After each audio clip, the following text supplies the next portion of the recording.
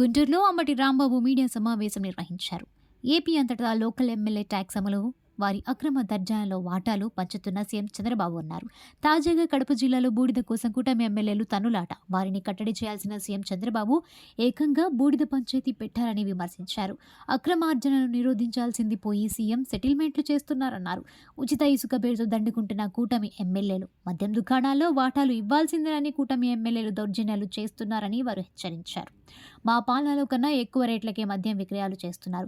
SP, civil supplies అధికారులు లెక్క చేయడం లేదని పవన్ కళ్యాణ్ చెప్పడం విడ్డూరం.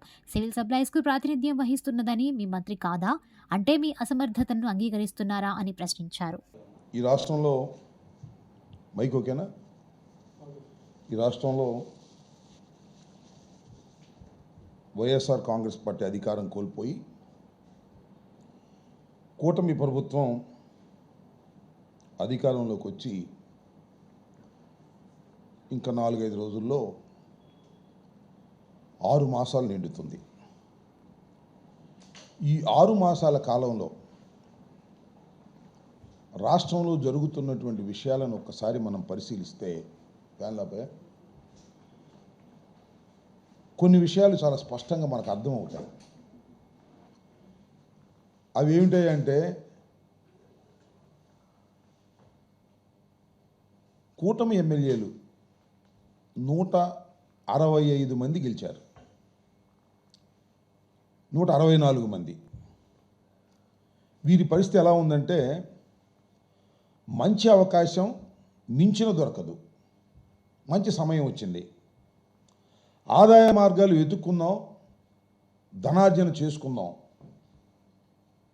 మళ్ళీ మేము నిలబడాల్సిన అవసరం లేదా, ఖర్చు పెట్టాల్సిన అవసరం లేదా, సంపాదించుకుంటే తప్పేంటి అనే పద్ధతుల్లో.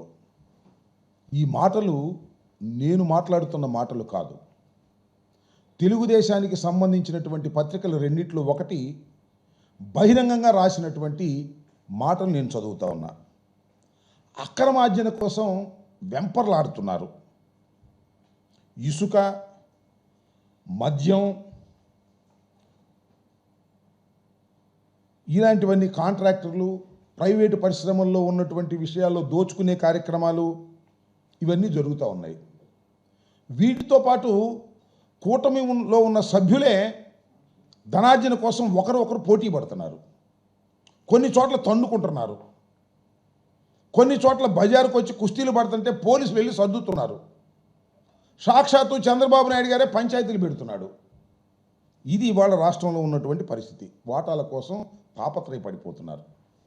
మొత్తం ఆల్మోస్ట్ ఆల్ ఎవరో కొద్దిమంది తప్ప శాసనసభ్యుల్లో ఒక 10%, 11% లేదా 15% మినహా రాష్ట్రంలో కూటమిలో ఉన్నటువంటి అందరూ శాసనసభ్యులు తమ ఆదాయ మార్గాల కోసం ఎదుక్కునేటటువంటి కార్యక్రమంలో చేస్తున్నారు.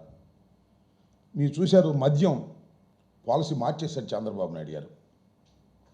అద్భుతమైన పాలసీ తీసుకొచ్చాను, నాణ్యమైన మద్యం అతి చౌకగా ఇస్తాను, దళారులు ఉండరు అని చెప్పినటువంటి చంద్రబాబు నాయుడు గారు ఇవాళ మద్యం పాలసీలో ఏం జరిగిందో నేను మీకు ప్రత్యేకంగా చెప్పాల్సిన అవసరం లేదు. చాలా స్పష్టంగా అర్థమవుతా ఉంది. లాటరీని పెట్టారు ముందు. లాటరీలో ఎవరైనా వేస్తే వాళ్ళ సంగతి తెలుస్తామన్నారు. తర్వాత మళ్ళీ ఏదో సర్దుకుని అందరి చేత లాటరీ అలౌ చేశారు. కొన్ని చోట్ల అయితే చేయలేదనుకోండి. లాటరీలో గెలుచుకున్న వారికి, వచ్చిన వారికి షాపులు మేనేజ్ చేస్తున్నారు. ఇవాళ వాళ్ళు మేనేజ్ చేయాలంటే 30 లక్షలు కట్టమన్నారు, 40 లక్షలు. ఒక్కో ప్రాంతంలో ఒక్కో రేటు. ఎమ్మెల్యేలు 30 లక్షలు, 40 లక్షలు, 30% వాటా లేదా 50% వాటా తీసుకున్నారు. తీసుకుని బెదిరించారు. కొన్ని చోట్లయితే మీకు ప్రత్యేకంగా చెప్పాల్సిన అవసరం, నర్సరావుపేట లాంటి పట్టణాల్లో అయితే తగాదాలు జరిగాయి. దాడులు చేశారు బారుల మీద. మా ఎమ్మెల్యేకి వాటా ఎవరా, మీ సంగతి తెలుస్తామని దాడి చేసినటువంటి సందర్భం. ఇవాళ చంద్రబాబు నాయుడు గారు ఎక్కడో మాట్లాడుతున్నాడు, పొద్దు ఇందాకే చూశాను నేను. మద్యం షాపుల్లో ఎవరైనా దళారులు ఏర్పడితే సహించను అంటున్నాడు. బెల్ట్ షాపులు ఎక్కడ పెడితే బెల్ట్ తీస్తానంటున్నాడు. ఎందుకే ఈ సొల్లు కబుర్లు నాకు అర్థం కాదు. మైక్ ముందేమో అద్భుతమైనటువంటి సొల్లు కబుర్లు చెప్పేటటువంటి కార్యక్రమం. అసలు బెల్ట్ షాపు లేనిది ఎక్కడ చెప్పండి? ప్రతి గ్రామంలోనూ, ప్రతి పట్టణం